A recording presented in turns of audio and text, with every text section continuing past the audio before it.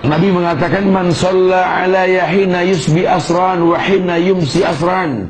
Barang siapa yang bersolawat kepadaku ketika pagi 10 kali, ketika sore 10 kali, adrakathu syafa'ati yaumal qiyamah, adrakathu syafa'ati yaumal qiyamah, maka aku akan memberikan syafaat pada hari kiamat.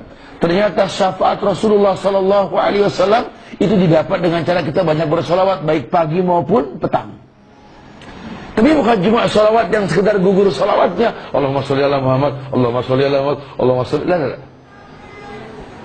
Ketika dia mengatakan Allahumma sholli ala Muhammad, dia ingat sekali bagaimana perjuangan Rasulullah sallallahu alaihi wasallam. Bagaimana Isra Mi'raj, perintah tentang 50 waktu salat. Beliau bolak-balik ke langit coba minta dispensasi sama Allah agar salat menjadi 5 waktu. Ingat perjuangan beliau. Bagaimana sakitnya beliau ketika ditimpuk gini Taif, menyampaikan dakwah dengan keikhlasan, mempertontonkan kepada umat manusia. Inilah dakwah yang Allah ajar Rasulullah sallallahu alaihi wasallam. Ia pertontonkan bahwa kebenaran selalu mendatangkan ujian, namun tetap tidak gentar beliau. Bagaimana sakitnya kepala beliau, patahnya gigi sari beliau ketika perang Uhud, sampai turun ayat yang mengingatkan, manakala kalian merasakan kesedihan, dulu musuh kalian belum pernah sedih kala ketika perang Badar. Tapi ingat, kesalahan kalian saat ini karena kalian menzalimi diriku, kata Rasulullah sallallahu alaihi wasallam. Dakwah lembut yang beliau pertontonkan, subhanallah. Kita tidak merasakan kemuliaan dan kelembutan dakwah tersebut. Saat ini kita tidak melihat, kita hanya mendengar banyak orang yang mengaku sebagai umat Muhammad tapi tidak memahami bagaimana dakwah Muhammad sallallahu alaihi wasallam. Masya Allah.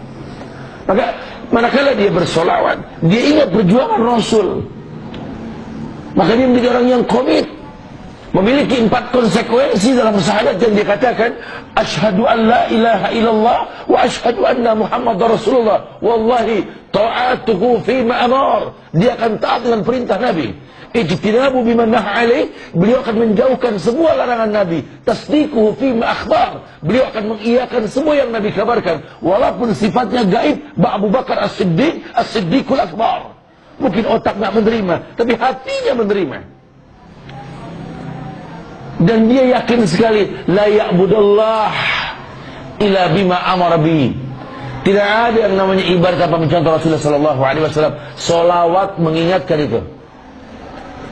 Salawat mengingatkan kita untuk paham bahwa kemuliaan dalam hidup ini bukan sesuatu yang main-main, tidak didapat dengan begitu saja.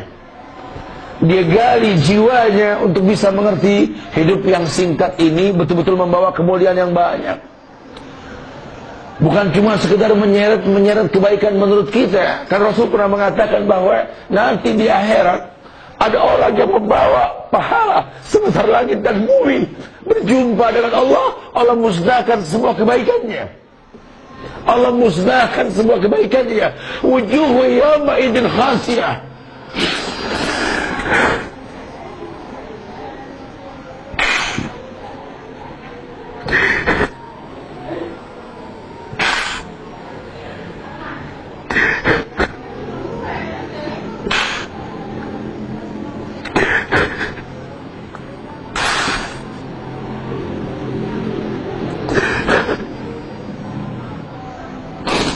Bahkan Allah telah kabarkan bahwa kelak nanti di akhirat ada manusia yang tertutup malu di hadapan Allah.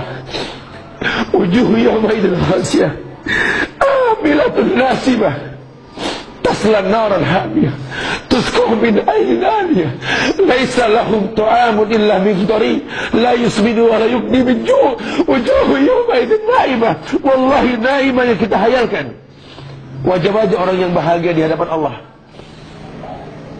karena merasakan kemuliaan hidup di atas dunia. Salawat menggetarkan jiwa. Salawat tak bisa menahan air mata ini keluar. Salawat tak bisa menahan deru dalam dada ini. Tidak demi Allah, betapa hati ini mencintai Rasulullah sallallahu alaihi wasallam. Maka manakala dia bersalawat, dia akan pegang prinsip hidup. Nabi pernah mengatakan, kalau kau ingin dekat denganku, ana ma'akamilul yatim fil jannah hakadha. Aku bersama anak yatim seperti tunjuk dan dari di sini, dari tengah ini. Insyaallah. Diamalkan semua perintah Rasulullah sallallahu alaihi wasallam dan bukan sesuatu yang main-main. Subhanallah, dahsyatnya salawat. Aulan nas bi yaumil qiyamah aktsaruhum alaihi salah. Apa kata Rasulullah? Orang yang paling utama untuk mendapatkan syafaat pada hari kiamat nanti, orang yang paling sering bersolawat kepada aku. Karena solawat membuat dia makin yakin bahwa hidup ini bukan untuk main-main.